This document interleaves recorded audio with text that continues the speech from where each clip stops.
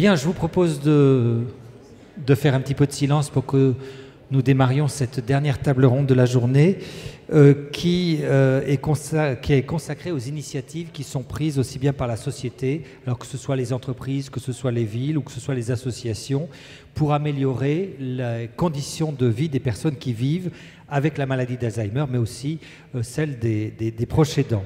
Alors on va en parler avec les trois personnes qui m'ont rejoint. On va partir de la gauche vers la droite. Tout d'abord Fabrice Gzil, qui est à côté de moi, qui est docteur en philosophie et qui est responsable du soutien à la recherche et à l'innovation de terrain à la Fondation Médéric Alzheimer. À ses côtés, Thierry Calvat, qui est consultant sur la question des aidants en entreprise, animateur du prix Entreprises et salariés. Et puis la dernière personne, tout le monde, je pense, la connaît dans la salle, mais je vais quand même la présenter, il n'y a pas de raison. Judith Mollard-Palacios, qui est psychologue pour l'association France Alzheimer. Alors je vais démarrer par vous, Fabrice Gzil, parce que c'est vrai que cette maladie, la maladie, on l'a dit depuis ce matin, peut aboutir à un certain isolement des personnes qui sont malades. C'est pour cela que la Fondation Médéric Alzheimer a décidé d'ériger l'inclusion comme l'un des 3 chantiers prioritaires de la Fondation. Expliquez-nous pourquoi et comment. D'abord, merci, bonjour et merci de votre invitation. Bonjour à tous. Effectivement, c'est l'un des 3 chantiers que la Fondation Médéric Alzheimer a identifié comme prioritaire à horizon 2030. On peut expliquer les choses assez simplement. Alzheimer, c'est évidemment une maladie qui occasionne un handicap qui est multiforme, un handicap qui est sous forme d'une déficience. Vous avez des choses qui fonctionnent moins bien, votre mémoire, votre capacité à vous projeter dans le temps. Ça occasionne aussi des restrictions d'activité et des choses que vous faisiez que vous ne pouvez plus faire comme par le passé. Aller faire vos courses, gérer votre budget, conduire votre voiture.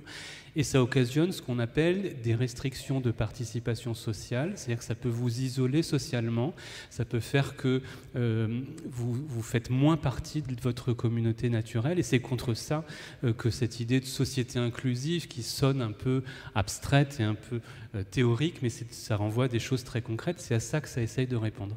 Est-ce que ça veut dire que vous allez mettre en place un certain nombre de priorités de recherche? Est-ce que vous avez des propositions d'action déjà en tête? Alors, il y a un certain nombre de propositions d'action, évidemment, qui ressortent de ça. Peut-être vous parler de ce qu'on a fait avant de vous parler de ce qu'on a envie de faire. On a à la fois, alors on s'est associé avec la Fondation de France, à la fois pour primer des actions sur ce sujet, pour rendre la société plus accueillante aux personnes qui ont des troubles cognitifs en France.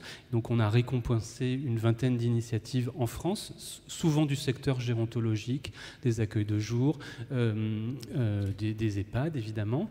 Et on s'est aussi associé à d'autres fondations européennes, la Fondation Robert Bosch en Allemagne, la Fondation Roi Baudouin en Belgique, pour récompenser des initiatives au plan européen. Il y a je la cite puisqu'en plus ils sont dans la salle, mais Alzheimer Vaucluse fait partie des lauréats qui ont été primés dans cette initiative des fondations européennes pour la démence sur cette question précisément de l'inclusion et de la société accueillante. Alors ce qui est très intéressant, c'est qu'on se demande toujours qu'est-ce qu'on pourrait faire, qu'est-ce qu'on pourrait imaginer. Donc vous êtes allé regarder un petit peu partout en Europe. Ça serait très intéressant que vous nous expliquiez. Alors je sais, on en a parlé avec Judith, c'est pas un très beau mot, les villes amies de la démence, mais on est exactement dans la traduction française du nom de ces villes. Mais il y a des choses très intéressantes qui s'y font. Est-ce que vous pouvez nous dire un petit peu, peut-être 4-5 initiatives que vous avez repérées en Europe ? Alors c'est des choses extrêmement concrètes. Ça peut être par exemple une association Alzheimer locale, ça s'est fait à Genève et ça s'est fait à Bruxelles, qui forme l'ensemble des policiers de proximité, ça peut être des policiers municipaux, des policiers nationaux, à reconnaître et à interagir avec des personnes qui ont des difficultés cognitives, que ce soit quelqu'un qui s'est égaré, qu'il retrouve dans la rue, ou pour recevoir une plainte, essayer de développer une empathie, une capacité à interagir avec eux. Et à Genève, on a des photos où ils forment, alors c'est pas un amphi aussi grand que cette salle, mais comme au moins la moitié de cette salle, avec tous les policiers municipaux du canton de Genève qui sont formés à la reconnaissance des personnes et puis à leur apporter un service de qualité. Ça se fait aussi dans les restaurants. Bistro Mémoire à Rennes, qui est une des initiatives françaises aussi qu'on a soutenues, va dans les crêperies avec des personnes qui ont des troubles cognitifs pour expliquer les besoins spécifiques quand vous êtes au restaurant avec une personne qui a des problèmes de mémoire. Ça peut être aussi Je crois qu'il y a la formation des transports. Oui. Alors au transport, ça s'est fait par exemple à l'aéroport de Heathrow à Londres, où l'ensemble du personnel au sol a été sensibilisé. C'est une formation assez basique, mais a été sensibilisé au repérage et à l'accompagnement des personnes qui ont des troubles cognitifs. Évidemment, c'est destiné aux aidants et aux personnes, avec des signes distinctifs, parce que la difficulté est qu'on est face à un handicap invisible, et donc comment le repérer, et ils ont des systèmes extrêmement discrets, des petits bracelets extrêmement discrets pour aider le personnel au sol à repérer des gens qui peuvent avoir des besoins spécifiques de ce côté-là. Chauffeurs d'autobus aussi qui ont été formés. Chauffeurs d'autobus, ligne de bus, parce que c'est l'idée que c'est pas parce que vous avez des troubles cognitifs que vous ne voyagez plus, donc ça peut être pour voyager dans sa ville ou pour partir en vacances, une sensibilisation des chauffeurs de bus. Ça c'est notamment en Écosse. Ce que je voudrais souligner, c'est qu'on cite là beaucoup d'exemples étrangers, ils nous ont semblé particulièrement remarquables.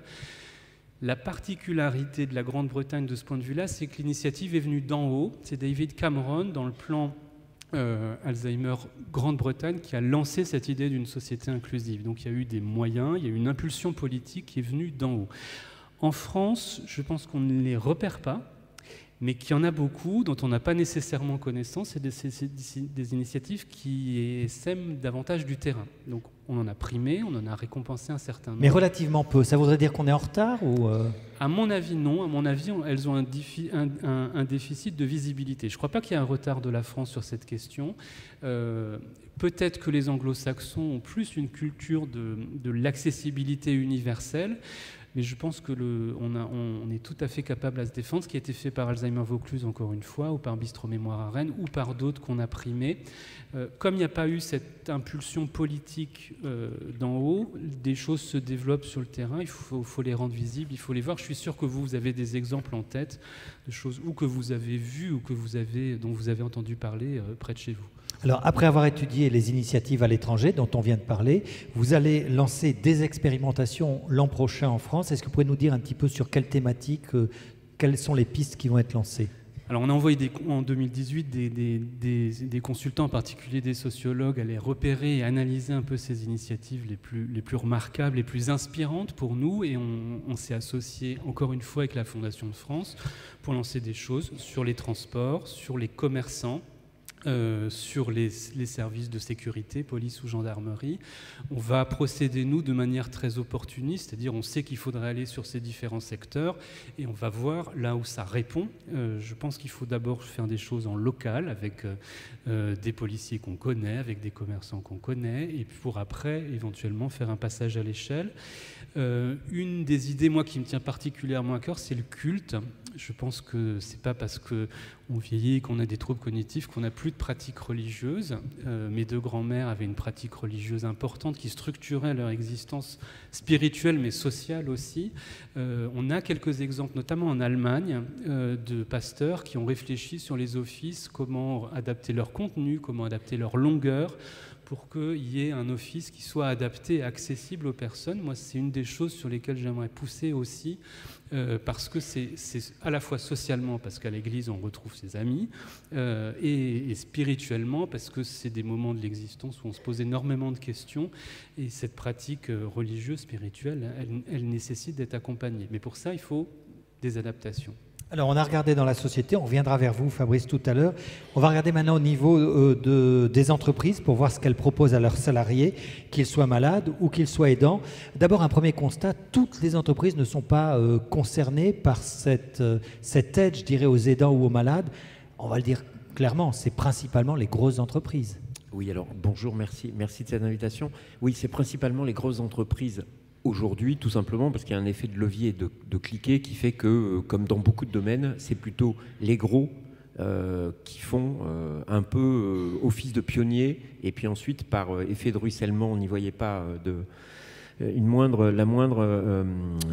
rapport avec l'actualité, mais effectivement, le principe est quand même que les plus grands et les plus grandes entreprises font plutôt effet de pionnier, les autres suivent. Voilà. Alors, est-ce qu'il y a des choses spécifiques qui sont faites pour les malades Alzheimer dans les entreprises? Et sinon, selon vous, pourquoi? Parce que ce dont on va parler, c'est surtout autour des aidants. Oui. On va surtout parler des aidants. Moi, à ma connaissance, il y a finalement assez peu de choses qui sont faites sur les malades d'Alzheimer à proprement parler, aussi pour une raison qui est assez simple, c'est les chiffres qui parlent d'eux-mêmes.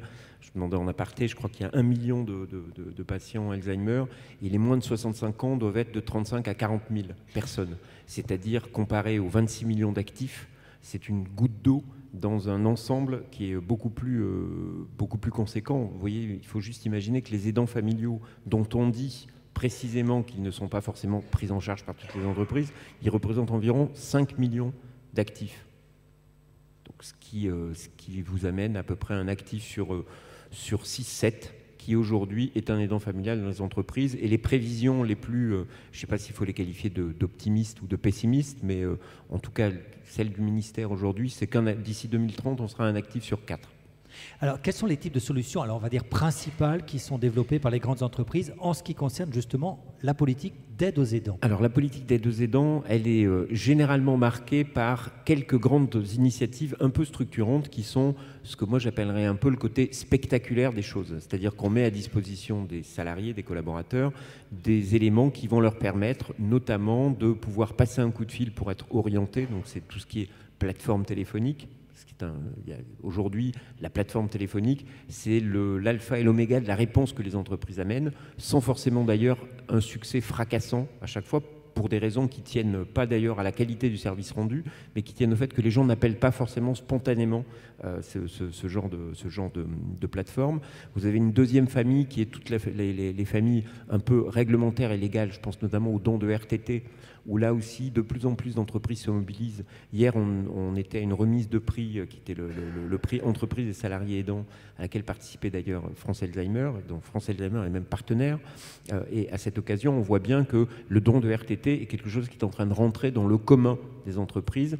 Là aussi, avec un niveau de mobilisation à une époque où on dit finalement que les gens ne sont plus très solidaires, absolument important, c'est-à-dire qu'il y a des effets de levier très importants dans le don de RTT qui est fait par les salariés. Et à l'arrivée, il y a toujours un aspect un peu déceptif quant au fait que les personnes aidantes ne les utilisent pas forcément. Voilà. Et puis ensuite, il y a un troisième champ qui est en train de se développer, puisqu'il y a des prix qui ont récompensé ça, qui sont les fonds dédiés, donc des fonds financiers qui permettent notamment aux aidants de pouvoir utiliser leur congé d'aidant, qui, je vous le rappelle, ne sont à ce jour pas rémunérés. C'est-à-dire vous pouvez, mais qui ne sont à ce jour pas rémunérés.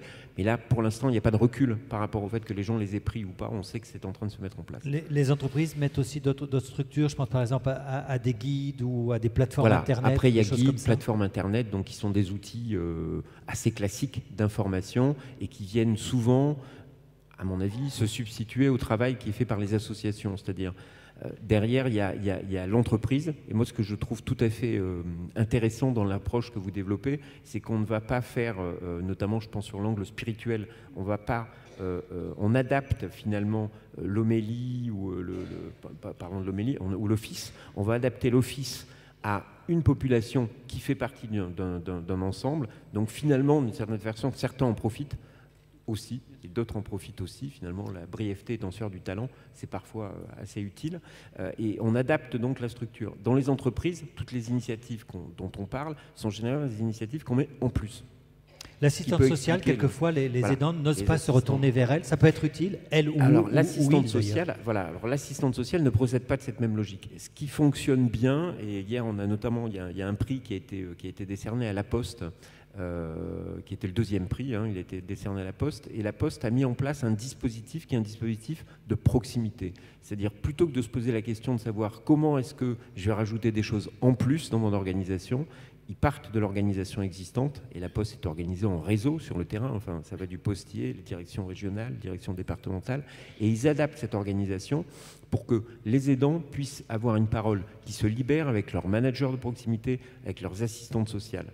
Donc ça repose plus sur des réponses de proximité qui permettent par exemple à un manager de pouvoir libérer un collaborateur un peu plus tôt, de pouvoir faire remonter une situation qui est une situation problématique, beaucoup plus que d'avoir à appeler une plateforme téléphonique un peu anonyme et qui à un moment donné va amener un niveau de service certes intéressant mais pas forcément très bien perçu la réalité montre quand même que les aidants sont dans une logique qui est quand même celle de la proximité. C'est-à-dire, on fait finalement, mais on est tous comme ça, on fait finalement beaucoup plus confiance à son voisin qu'on ne le fait à quelque chose qui est étroitement éloigné de soi. Alors, laisser au niveau local le manager de décider de ce qu'il faut faire pour faciliter la vie des aidants.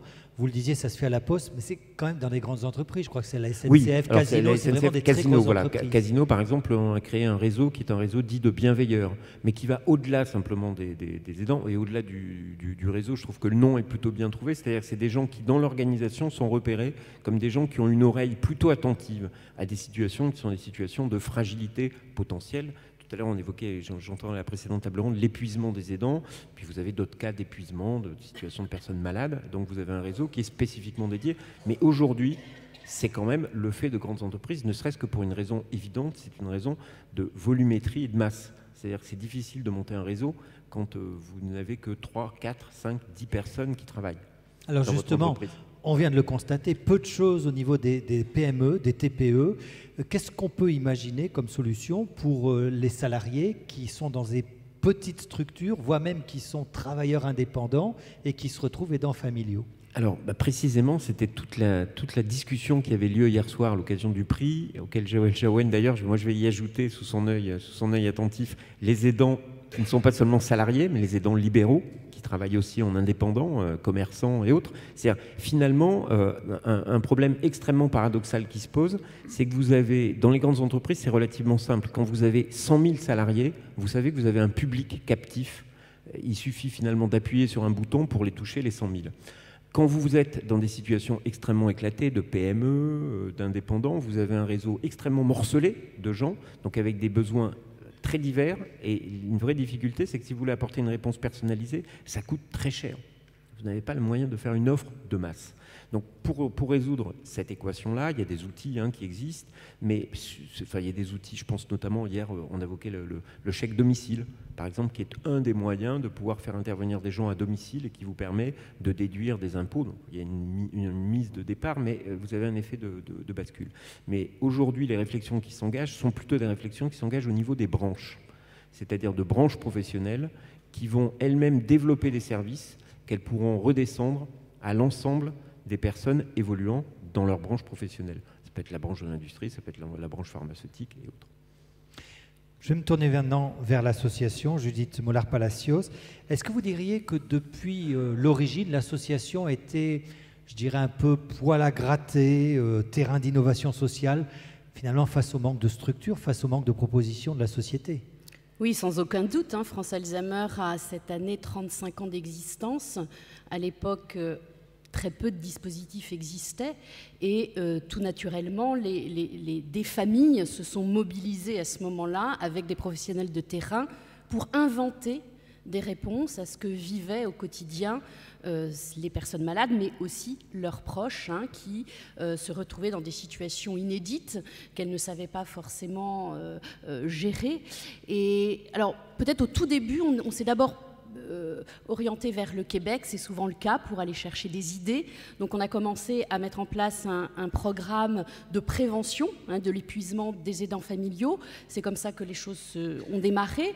Et puis les familles elles-mêmes sont revenues vers nos associations en demandant à ce qu'on puisse aussi les aider à vivre avec la personne malade, qu'il était important, bien entendu, de pouvoir répondre à leurs besoins de soutien, à leurs besoins de pouvoir être guidées, accompagnées, mais qu'il était aussi important qu'elles puissent savoir comment continuer à communiquer, comment continuer à être en relation, à avoir des projets.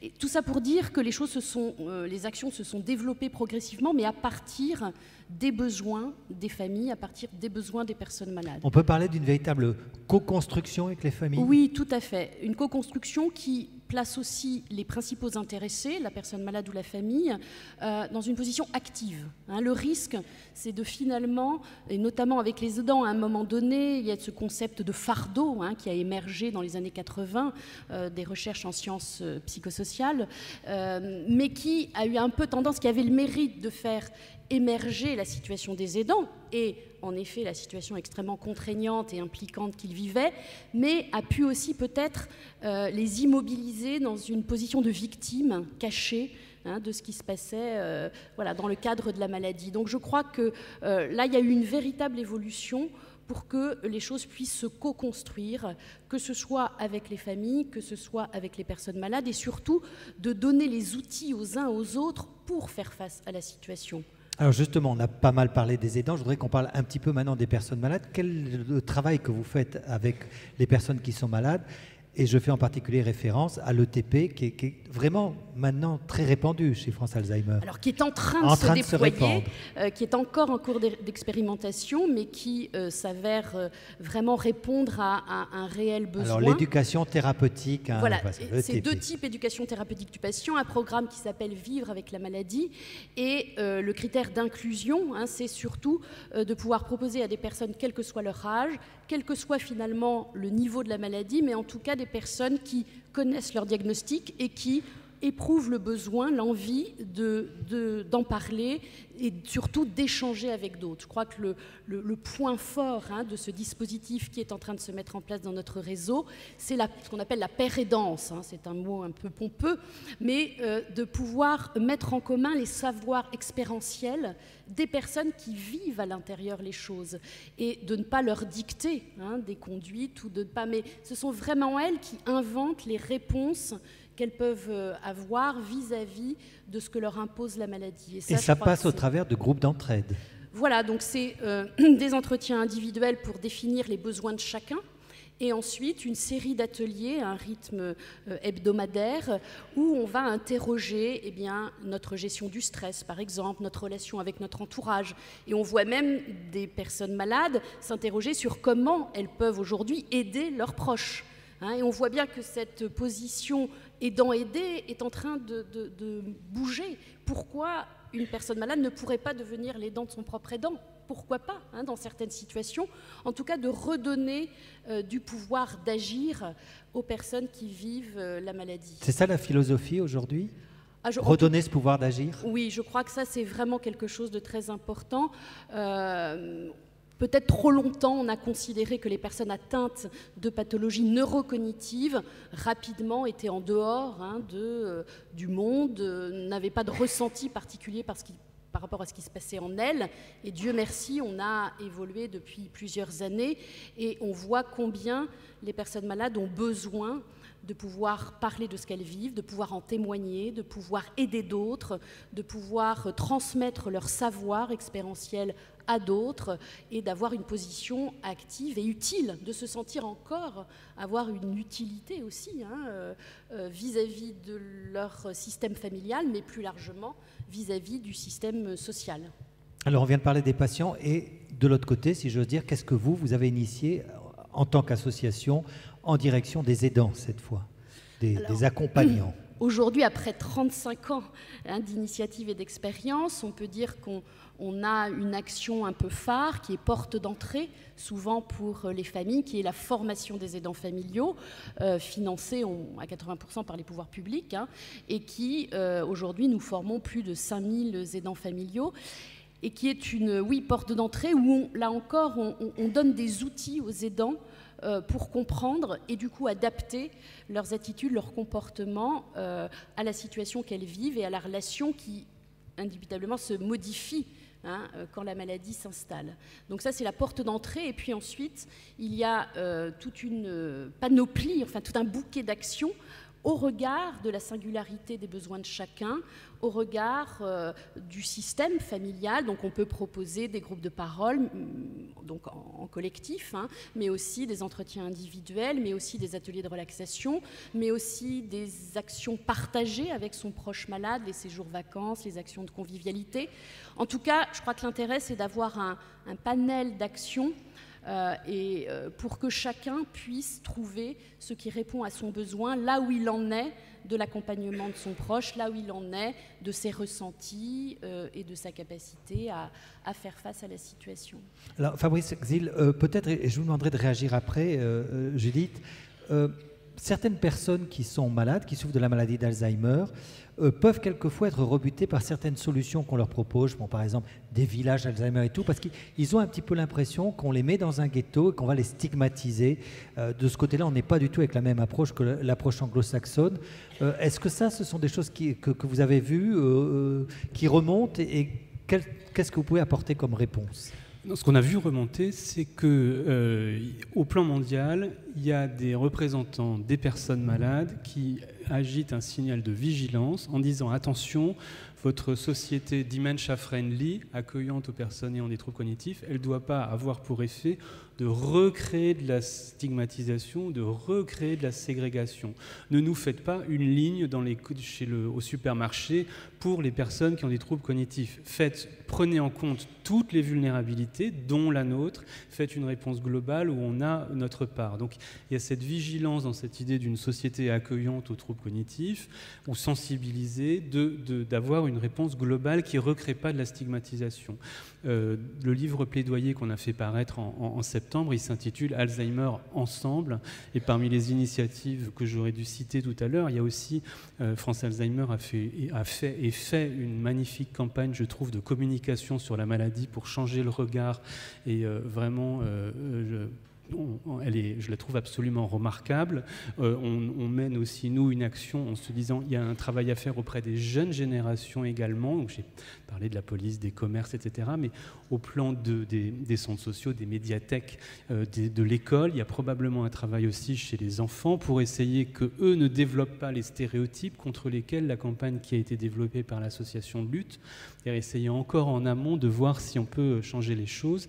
Et je vois que Fabienne Verdureau est dans la salle, et je voudrais adresser aussi toute la considération qu'on porte à l'initiative du Sans Fourchette, notamment quand le Sans Fourchette va du côté des écoles d'hôtellerie. En 2 minutes, expliquer ce qu'est le Sans Fourchette. Tout le monde ne le sait pas Alors, obligatoirement. elle le ferait beaucoup mieux que moi, mais c'est une approche pour les personnes qui ont des troubles, notamment des fonctions exécutives et des praxies, et d'une alimentation de qualité plaisante au restaurant, dans des beaux restaurants avec des plats de qualité qu'on peut consommer, dont on peut profiter sans nécessairement savoir encore utiliser des couverts. Et dans des beaux lieux, il y a eu une action récemment en gare de Lyon. Mais là, l'action à laquelle je pense, elle est liée aussi aux écoles d'hôtellerie, à la génération future de restaurateurs qu'on forme, pas simplement les chefs 3 étoiles, mais l'ensemble des restaurateurs, et à ce qu'ils aient dans un coin de leur tête le fait qu'ils vont aussi cuisiner pour des gens qui auront peut-être des difficultés à saisir des couverts, à utiliser des couverts à un moment de leur vie, que ce soit du fait d'ailleurs d'une maladie d'Alzheimer ou d'une autre pathologie, et de l'avoir grâce à ces initiatives, ils l'auront dans un coin de leur tête. Et je pense que c'est Alzheimer ensemble, c'est aussi cette idée-là, c'est-à-dire que ce n'est pas une maladie qui est réservée, dont le traitement est réservé aux médecins, aux soignants et aux familles. C'est-à-dire on peut tous, quel que soit l'endroit de la société où on se situe, on peut tous faire quelque chose d'utile pour que cette maladie soit moins difficile à vivre. Justement, Thierry Cava, qu'est-ce qui a évolué dans le monde des entreprises face à cette question de la maladie, que ce soit l'inclusion ou l'aide aux aidants? Est-ce que ça a beaucoup évolué ces dernières années? Alors ça a beaucoup évolué ces dernières années pour une raison extrêmement simple, c'est que les maladies elles-mêmes ont évolué, ont progressé, et que finalement, aujourd'hui, l'entreprise est confrontée à des pathologies chroniques de plus en plus nombreuses, puisqu'elles ont doublé. Il ne faut juste pas oublier qu'en 10 ans, en 15 ans, on a doublé les pathologies chroniques, toutes pathologies chroniques confondues. À tel point aujourd'hui qu'un manager, il a une chance, ou une malchance, après ça dépend du point de vue où on se place, sur 4, d'avoir dans son équipe quelqu'un qui est atteint soit d'une maladie, soit qui est aidant familial. C'est-à-dire qu'aujourd'hui, on est juste en train de conscientiser dans les entreprises qu'on ne pourra plus faire comme avant. Et donc tous les raisonnements, toutes les approches, toutes les questions qui se posent aujourd'hui, c'est comment est-ce qu'on fait, non pas en dépit de gens qui sont fragilisés, mais comment on fait avec eux. C'est-à-dire comment est-ce qu'on construit de la performance économique, de la performance sociale avec des gens réputés fragiles, donc réputés étant un poids. Je ferai juste une aparté par rapport à ça, mais je ne serai pas très long.